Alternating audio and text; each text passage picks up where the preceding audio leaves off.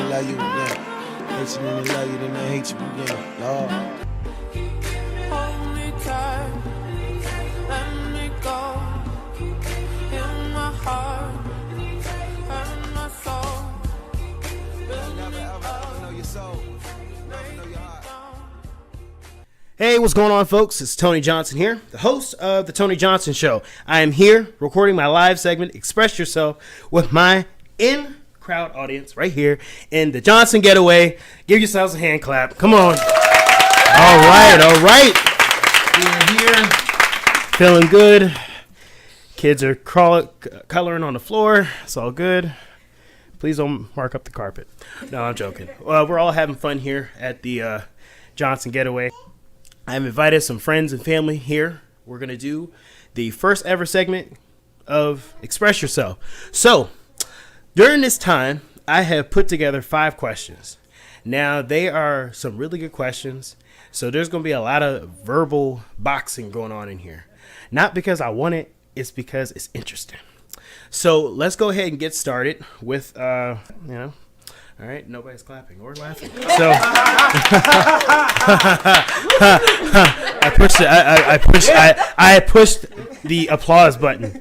But for those who are going to be listening to this, please check out the Tony Johnson on blogtalkradio.com/the Tony Johnson Show. Also, be sure to like me on Facebook /the Tony Johnson Show. So, guys, how's everybody feeling tonight? Feeling good? Because I'm feeling good. All right. So, we're going to start off with a really cool topic. All right. Now, my first one is about relationships. All right. I know. Boo, Tony. Whatever. So, all right. First question. Is it wrong to still keep pictures of your ex-boyfriend or ex-girlfriend on your Facebook or IG? Let's do it. No. Is it wrong? Is it wrong?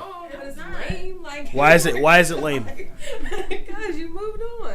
You moved on. You haven't moved on. If it, yeah, that's what I'm saying. So now you're being lame because you still have it on your Facebook. Are you with Just get over it. Yeah, that's on if you with somebody else. Yeah. Then it's disrespectful. Exactly. That's a real I think it's a part of your past. That's all I'm saying.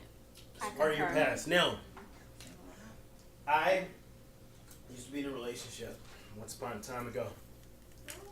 And I went on their Facebook or Instagram, whatever, something. And I noticed that she had ex-boyfriend, and it seemed like tombstones. and it seemed like, okay, well, how's that feel? Like, when you see that, you know what I mean? Does that bother you? Yeah. I mean, some of y'all saying it's disrespectful, but some people just say it is what it is. If you're in another relationship, that depends on the person you're in a relationship with and how they feel about it. It feels like you're still holding a candle for I'm that person. one of those people who I like memories. I talk feel like louder. things pass ago, so I keep pictures. But I'm not going for my social media. That's different. But everything else, like I keep memories and mementos, just because that's a different part of my life. I was a different person, and I've grown. This is how I felt then, and this is how I feel now. But it depends on who you're with. Somebody may not like that, and you got to respect that person's wishes. Now, if that person that you're dating is bothered by what they see, is that so much of a thing of their insecurities? Like, oh, you kind of need to get over yourself because it's not like that. It's just a natural reaction. I mean, if you're with somebody happily and you see the person that you're with in the arms of somebody else in a picture that's still up, you're not going to be very happy about it. And happiness is security, and if you're not secure, you're not happy. Amen. Anybody else? Going once? I mean, I agree. I agree that if you want to keep your stuff, you keep that in your box, in your closet, somewhere locked away. You check it when you feel like you need to check it. Who knows? You need that self-esteem boost. Yeah, when you want to check the little letter with the perfume on yourself. Yeah, that's great. But I feel like as far as social media goes, no, nobody wants to see you hugging your last boo when you're now with the new. Like, that just doesn't make any sense. You want to kind of feel like the only one, even though we know, you're probably not. But you just don't want to see them kissing on the beach, and you always kiss them on the beach just 4th of July. You just don't want that. So it's out with the old and in with the new. Yes, we're going to leave that. I have a reversed opinion because I think, like, social media it's a timeline. It's your life to the public. I think if I go in my new man's closet and I see pictures of your ex, then I think, okay, now I think you're holding on, because things that you can just go to immediately need to be discarded, because that's holding on to a relationship. But like if I go on my Facebook and in college I'm in pictures with friends, or I'm in pictures with my child's father or whatever like that, you can look at the date and it's like 2011. It's 2014. That picture is not my profile picture, but it is the time. That's where I was at that time. So I think social media, it's no big thing, because that's the past. But I think holding on to it personally should be a problem. Okay. Yeah, I used to keep boxes for each year. So it was like my. I had to consolidate. Put the boxes outside. Put the boxes outside. All right. Wow, this chair is really low. So I guess we agree, some of us. So like I said, man, if you don't agree with what somebody's saying, say what you need to say. All right, can we move on to the next topic? Yep. Are we ready? Yep. All right. Why? And this topic comes from a conversation I was having with somebody. She had just gotten out of a 7-year relationship with somebody, and there were so many times where she should have walked away, but she didn't. And she saw these things. She saw, but that's life. It's life. However, comma. She still kept with it. So she ignored the number one thing, and they're called flags. All of us do it. You can't say you do. I mean, you can't say you don't, because there's that one little thing that bothers that person, and then you think, over time it's gonna go away, or I can change it. And I'm not just talking about women, I'm talking about men too. So my question to you guys is, why do we choose to ignore the red flags in our relationships? Potential. Potential.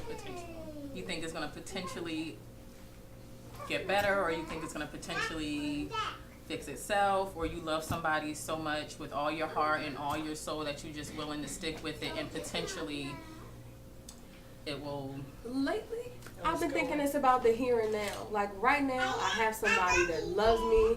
He's got this issue, that issue. Maybe we trying to work on this, but I have that security. And like your sister said, everybody's looking for security. I have that security. I know that this person is here and they're by my side, whatever the situation is. That, I think, tends to keep people a little bit longer. Because before you go out to, and I'm telling you, get back out there and you're still getting, these are just disrespectful. Speak on it. At least I had somebody that went talking to me crazy when we were together, but I don't know. That wasn't the issue. But when your emotions get caught in it, like if you are with somebody that genuinely makes you happy, your happiness is going to overshadow a lot of your dark times. Like you may have 3 bad days, but when y'all get back together and y'all are like on the same page, like it's phenomenal. And that in a lot of females' cases, that kind of puts a lot of the bad things that we deal with like right behind us. It's like, well, he makes me like this happy. I forget about what he said or what he did the other day. But your girlfriends remember. And then, but the other day, they're like, you remember what he said? All right, hold on. Because then there goes another topic. You have the friends that are like, all right, it's over. It's over. See? Even your children would ask that question. Is it over, Daddy? Is it over, Mama? When it's going to be over? But then there's the people on the outside, your friends, your inner circle, that are seeing the hurt, they're seeing the pain, and just trying to shake you as hard as they can shake you, and saying, why can't you see these flags? ... But there's a lot of things in relationships that they don't, like, your friends don't really see and understand that goes on between you and that person that you're with. Like, just things that you guys understand that just because you went and complained about whatever, well, he got on my nerves, they only see what you complained about, whatever you talked about. Yeah. Anybody else? I have a limit as a friend. At some point, like I'm going to tell you, and I'm going to let you know, but at some point, for my sanity, I have to remove myself from your situation, and you're just going to learn on your own. Now, if you're constantly dragging me into it, then we might have problems within our friendship because I've told you where you need to go, and you keep bringing me back into your drama that I shouldn't be a part of your drama with your man or your girlfriend. So I feel like if everybody is telling you, then at a certain point, if you're not listening, then that's your own situation, and all we can do is be here when you decide to pick it up and get it back together. Now, you say you remove yourself from the situation. Now, if you see the friend keep on making the same mistake, when you say remove yourself from the situation, you just stop talking to that person altogether? No, I don't want to hear it. Just don't stop talk. Just pause. Just stop talking about that. Yes. How about that soccer game? Right. What else is going on in your life?